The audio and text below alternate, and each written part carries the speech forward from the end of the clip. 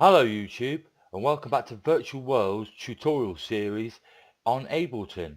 In this video we're going to be learning how to master your tracks with free VST plugins that I provide. So if you want to follow along, please see the link in the description to the files. Okay, let's get started. First of all, you're going to want to have a track that's close to complete or pretty much complete, and you've mixed it down and it's all ready to master. Because down here you can see I've expanded it. It's called the master channel, and all our mastering effects will be applied in this channel. I previously had a mastering tutorial, but that was just using the native plugins in Ableton. But this way, with the free VSTs I supply, you can get a much broader and a much better, louder, clearer, punchier, crisper sound just by using these VSTs. They're free, and I'll give a link in the description, so go ahead and download those. The files are on MediaFire. It's about 33 megabytes. So once you've download that, extract it, and come up to options. When you've extracted the folder, look for it on your hard drive somewhere, go to options, come down to preferences, and then go to file or folder, come down to where it says use VST plugin custom folder, make sure that's turned on, and click on browse. You're now going to browse to the folder whereabouts the VSTs are saved on your hard drive. For me, they would be a folder called Mastering Plugins VST.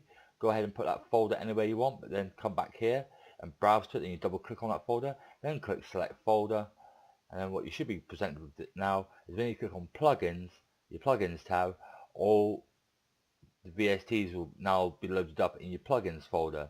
That's in case you didn't know how to load in plugins. Okay, this is the sound I've got. I've got a 16 bar drum sample and an electro bass, 16 bars, one 8 bars of sample, and there was a MIDI track based on the sample, but it's slightly different order. So it's the same tone but different rhythm. This is what it sounds like. I'll play it back in its raw state.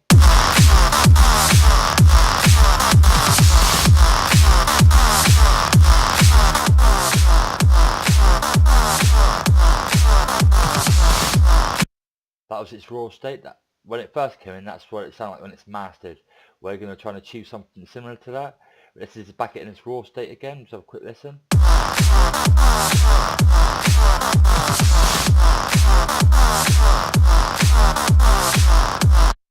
As you can tell, it sounds dull, lifeless, flat, and it's distorted slightly, and it's clipping. So the first thing you're going to want to do is come to your effects rack, go to audio effects, and look for glue compressor, which is down here. Left click and drag off onto the mastering channel, and we're going to want to put this attack, leave it on 1, the one straight at the top there, then put the release on 1, leave the ratio on 4, make sure the range is on 70 decibels, and the dry wet's up 100%, and the soft clip is off. What we're going to do then, we're going to play back the sound, and then we're going to move this threshold until the needle here starts jumping and bouncing between 0 to 5. So we're going to get in between there, bouncing about 3 decibels. So watch this, we'll play it back. Can you see the needle now beginning to move? Because I'm lowering the threshold.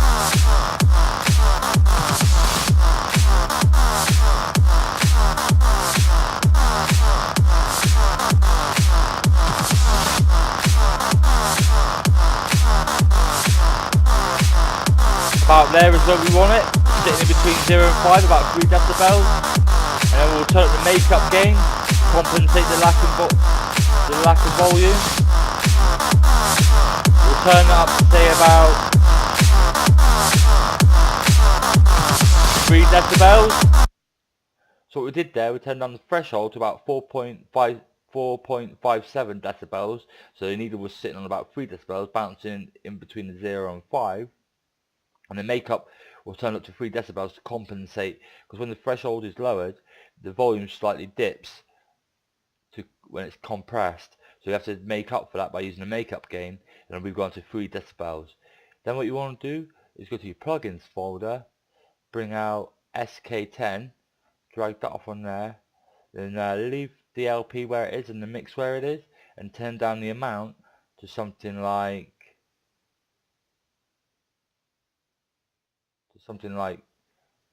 50 55.10 say. Now let's listen back.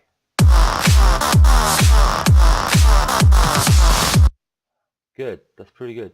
Then what we're going to want to do is drag out the A1 stereo control, put that next to the SK10. It's worth noting that Ableton released the effects on your mastering chain or your mastering rack, your mastering channel from left to right. So it's going to do a glute compressor first, then the SK10, then the A1 stereo control. Make sure you've got them in that order. Then what we do, once A1 stereo control is up, by clicking on this little tool icon here, we'll come down to this drop down arrow, we'll go to factory presets and we'll choose master 115% plus safe bass. We'll leave it on there.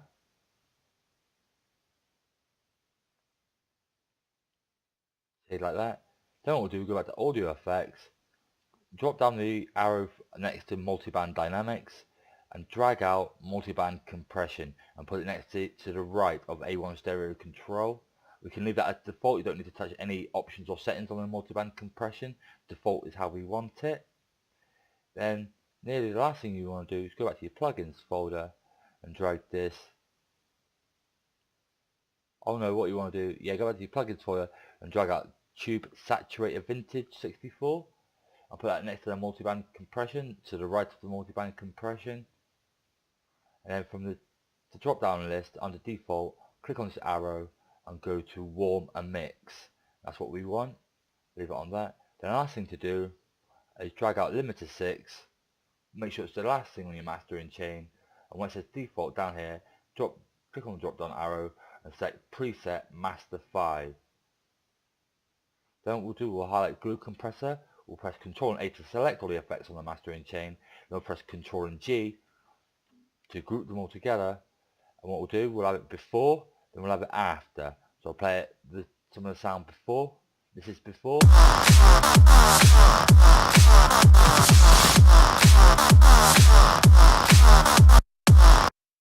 This is after.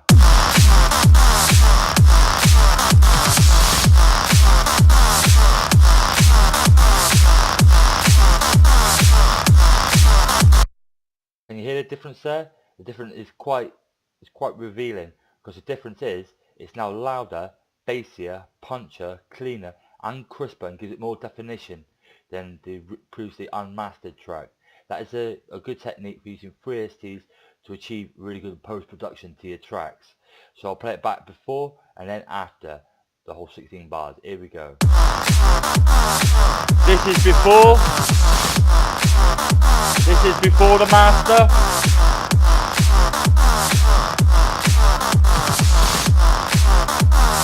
And this is after.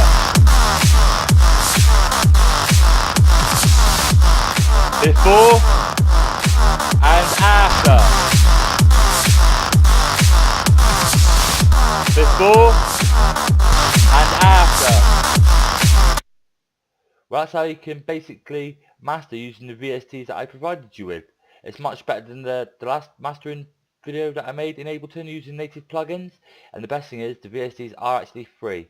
You might have to install some of them by using the dialog menus, but most of them can just be dragged, the DIL files, into your VST folder on your hard drive.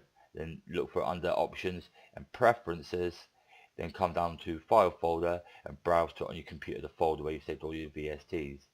Well, if you've liked this video at all, YouTube, or it's been useful, please give the video a like. Thank you for watching. If you haven't subscribed to the channel, please do so. Be safe, be lucky. Virtual Worlds signing out.